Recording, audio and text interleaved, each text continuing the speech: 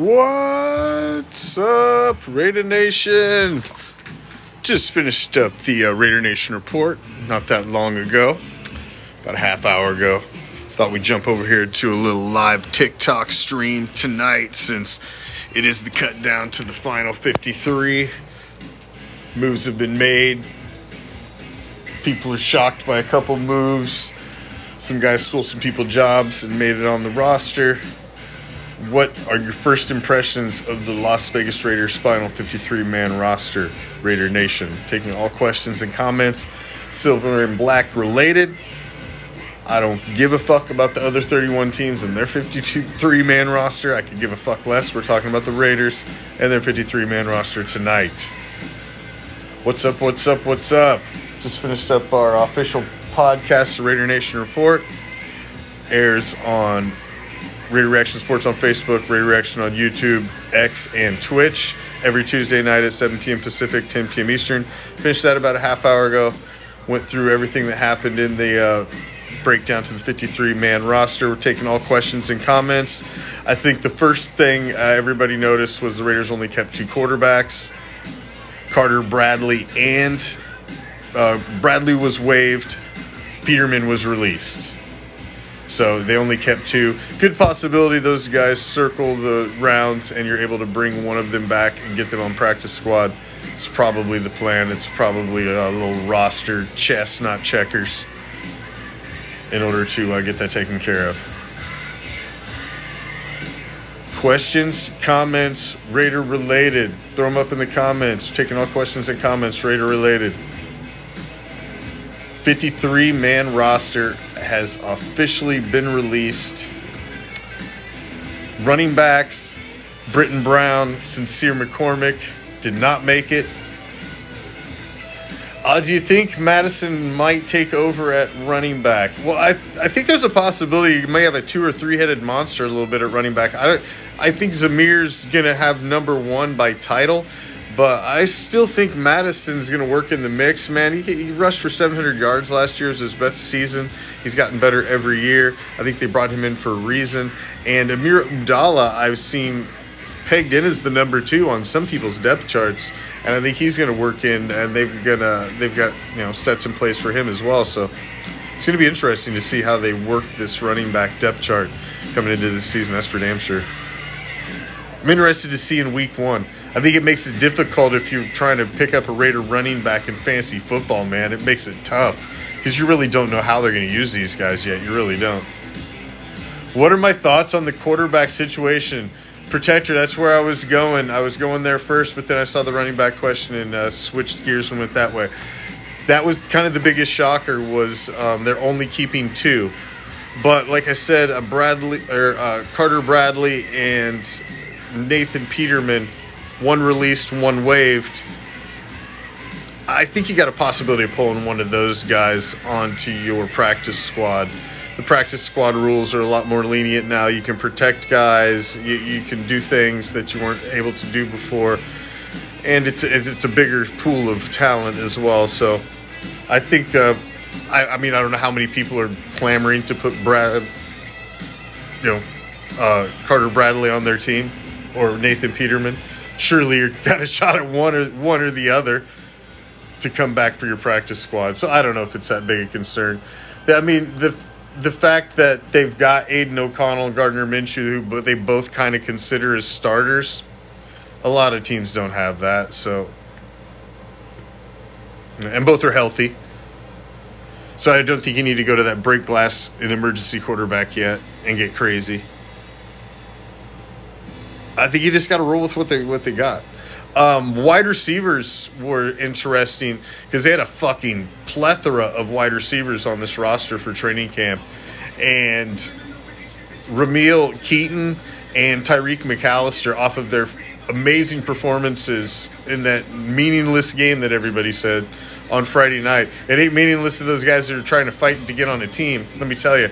Because those two guys stole motherfuckers' jobs that night. They stole a couple guys' jobs because those guys ended up number 5 and number 6 on the wide receiver depth chart, and nobody expected those guys to make it. McAllister had the big 81-yard punt return. He had the other touchdown. Keaton had that amazing one-hand stab and the other nice catch in the fourth quarter. But they stole some jobs. Amari Gaynor on defense, he stole somebody's jobs. Thoughts on Tyree Wilson? Salazar, thoughts on Tyree Wilson? He's got to turn the corner this year. He had all season last year to come back from that injury. He was able to stay healthy, come back from that horrific Liz Frank injury, come all the way back, stayed healthy. He's got to turn the corner. So explosiveness is the last thing that comes back from that injury. And obviously in his position, you're pushing off on that foot on the ground.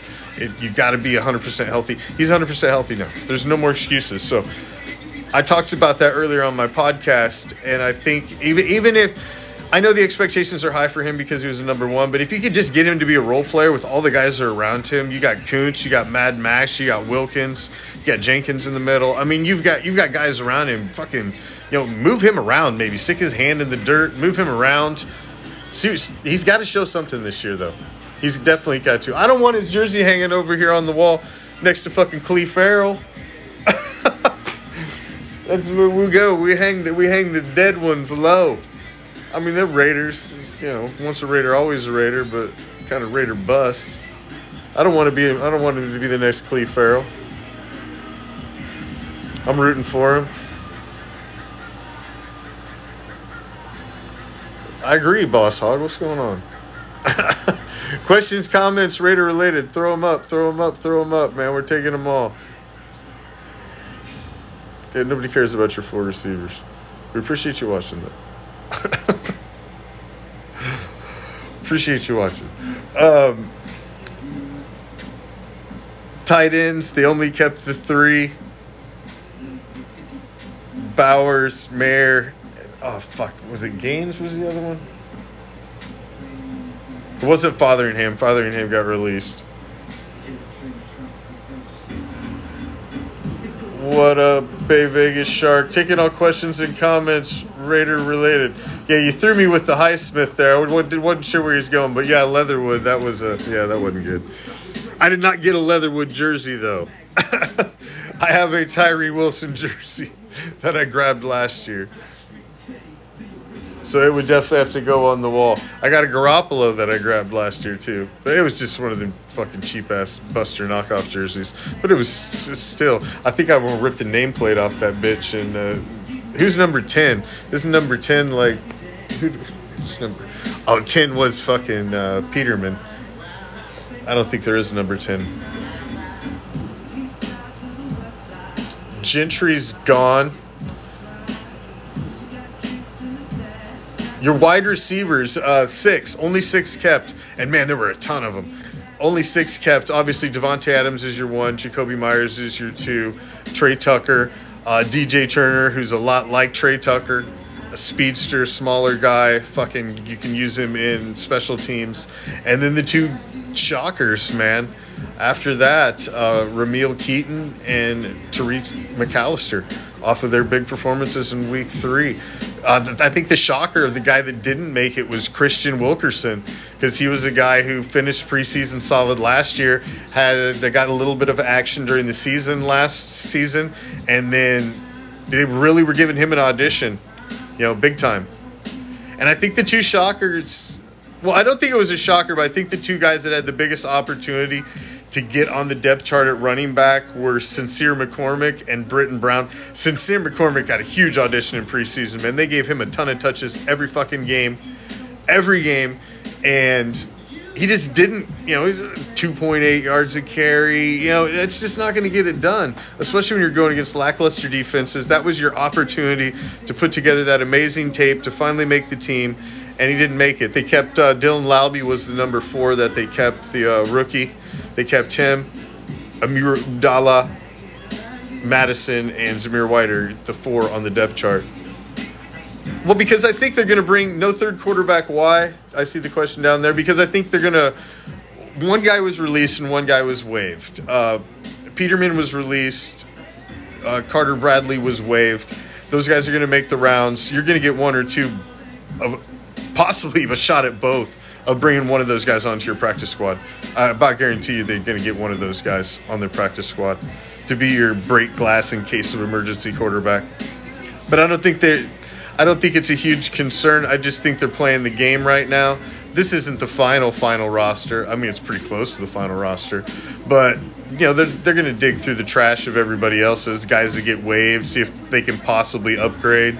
So it's kind of the final 53. But there's some guys that, still on the bubble, that may, if they could replace him for somebody who's better that somebody else released, there'd be maybe one or two moves still made.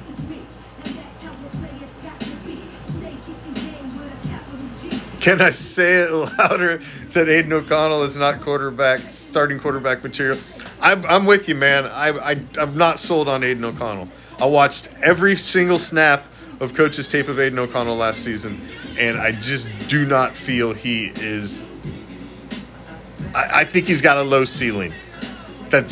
I think you've seen close to his ceiling last year.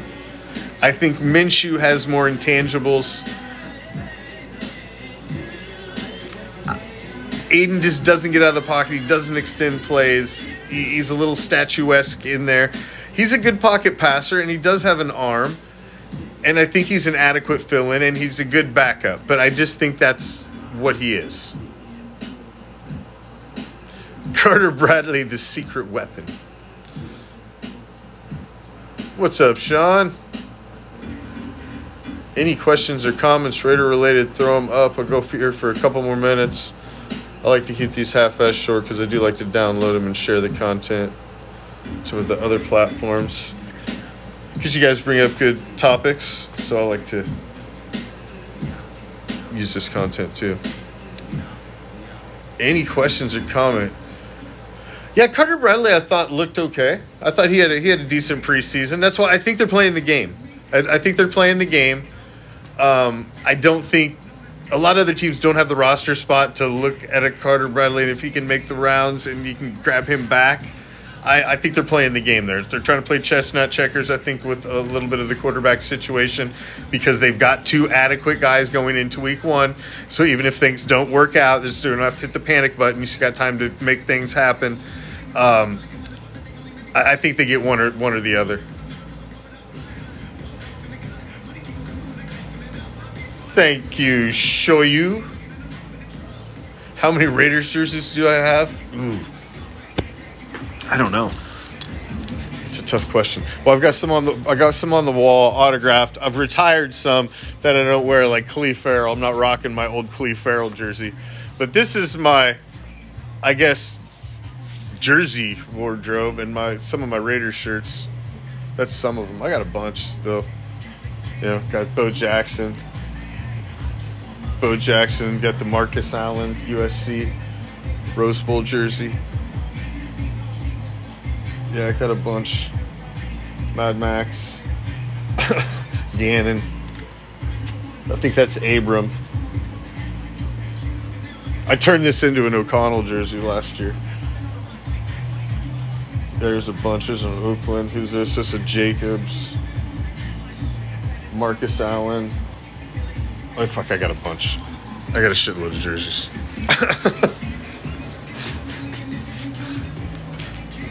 I got a shitload of jerseys. I try to wear a different one every show. Brock Bowers, yes. I usually get a couple jerseys, a round of jerseys every season. I call them prop jerseys. I wear them for the fucking shows. And I like to have the jerseys of the players. I got a Devontae. This is my newest jersey. I just got this Devontae for the season. But I'm going to give me a Minshew. I like to have the quarterback.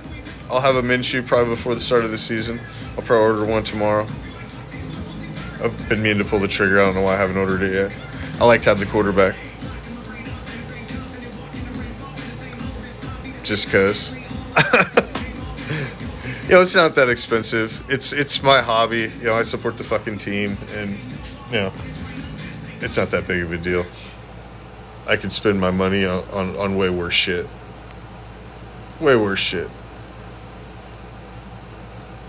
Am I going to any games this season? Oh, yes, absolutely. I tell you what, though, I'm going to the Miami game, Raiders at Dolphins. I'm going to the Raiders at the Bucks, so I'm hitting both those road games.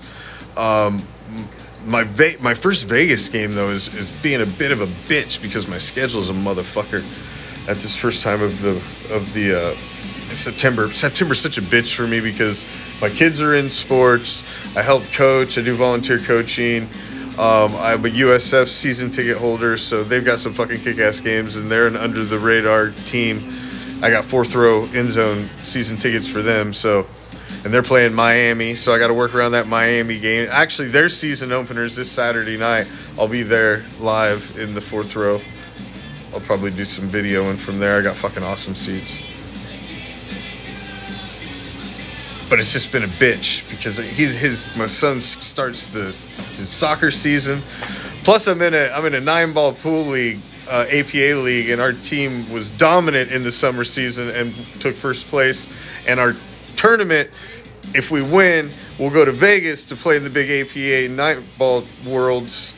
If we win that tournament, is on September 28th. So then that fucked that weekend up for me because that's an all-day fucking thing from Saturday morning until Saturday night, so it fucked up my day there. It's been a bitch. But yes, I'm going to several games this year. I think the Steelers game is going to be my first Vegas game this year. How close do I think the outcome will be in the Chargers this upcoming game? The sparklers, the fucking basement dwellers of SoFi, the basement renters. I have had plantar fasciitis issues on both of my feet for 20 years. The fact that Justin Herbert is not healthy and is nursing a plantar fasciitis injury, as somebody who has dealt with both for 2 decades in both feet, and I know the procedures that you have to go through to strengthen them, the shots that you have to get in the heels, all the shit that you have to do. If he is not 100%, and they're saying he's not 100% coming into that motherfucking game, and mobility is a fucking concern, they are going to send the dogs, and it's going to be a rough game. Raiders win by at least 14. I really think there's a possibility of a throttling in week 1.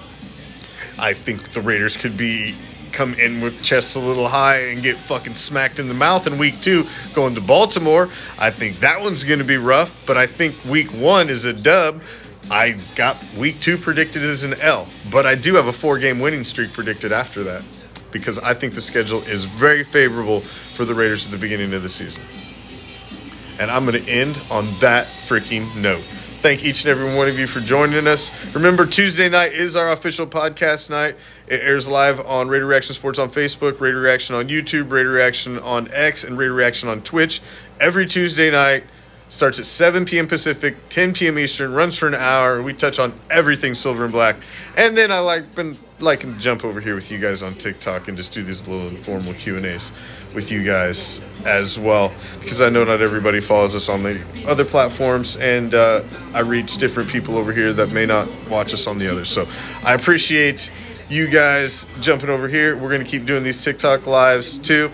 We're going to bring TikTok Thursday back. I usually do a TikTok live every Thursday. I'll probably bring that back this week and do it on Thursday night. But thank y'all for joining me, man. Appreciate it. Follow us on all your social media platforms. Come join our official group, the Raider Nation Dark Side, the official group of Raider Reaction over on Facebook.